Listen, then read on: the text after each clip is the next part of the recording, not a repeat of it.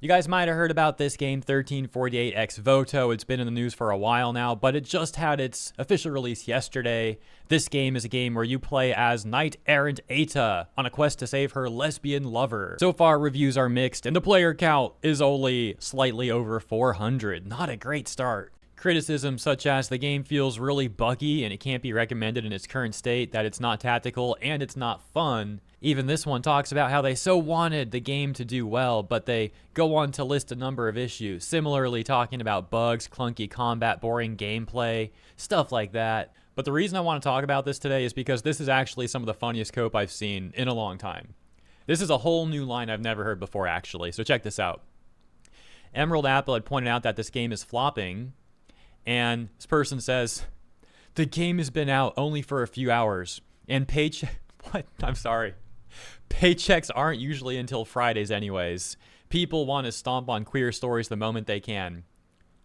Bruh. We just didn't get our paychecks yet. All right, bro. Well, I'll tell you what. Today's Friday. Let's see how the player count does today. I have a strong suspicion it's going to be even worse than it was yesterday. But okay, go tell us how the modern audience is going to support this game once y'all get your paychecks in on Friday. Sure. The code continues in the replies. Check these out. It released on a random Thursday. Let's give it time. Dang. And the OP's like, exactly. The other person says, it was also dead in the middle of the workday in North and South America. Some of us have jobs, lol. OP's like, yep. Even if they want to defend this game so badly, could they really not come up with like a better defense than the three comments we just read? I mean, that's just such cope. It's crazy.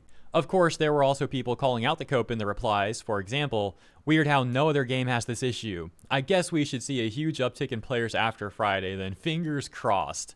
The OP says, nothing you say has any meaning to me, be gone. Yeah, I guess they got offended by that one. And this one's saying, sad, but I doubt it has any chances. The OP says it does.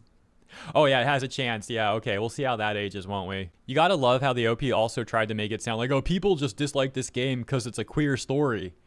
They completely ignore the criticism about the combat being bad, slow, clunky, that the game's filled with bugs, that the game isn't fun, that even people who wanted this game to do well are massively disappointed in the game. But hey, excuses. It's also always a weird thing when you see people defending a game that's objectively bad purely because the game was pandering to them. It's like, could you come off like a bigger tool? Oh, they pandered? I'm going to die on this hill of defending an objectively bad game now. Like, bro, stop unquestionably consuming rainbow capitalism. Try to have some original thought. Stop being used like a tool. That's my advice, at least. Now, if you're out of the loop on this thing, part of the reason why people have been like watching this game so much is because the devs have been completely masked off about how they want to cater to the modern audience with this game. And they even like bragged about having some sort of modern agenda, so to speak, because they got mad at another game, Knight's Path, and then tried to make some snarky response to them. We see how that's playing out now. And then they also previously had bragged about having apparently 100K and then 200K wish lists for this game. And I instantly saw that. I'm like, yeah, right, dude. There's no evidence of this. The information's not publicly available. They never provided evidence of these 200K wish lists. And excuse me, it was actually 250K. So even more to my point, then that's even worse. It's even worse look for them. Oh, we have 250K wish lists. Barely breaks 400 concurrent. Yeah, okay, GG. And so we get responses like this now from Arc509 saying, no one is ever going to care about your game if the only marketing you did for it was starting a fight on Twitter. Now, when you look into the developer studio behind this game, Sedlio, they say they're a small new game studio made of an international team of AAA veterans. Huh, where have we heard that before recently?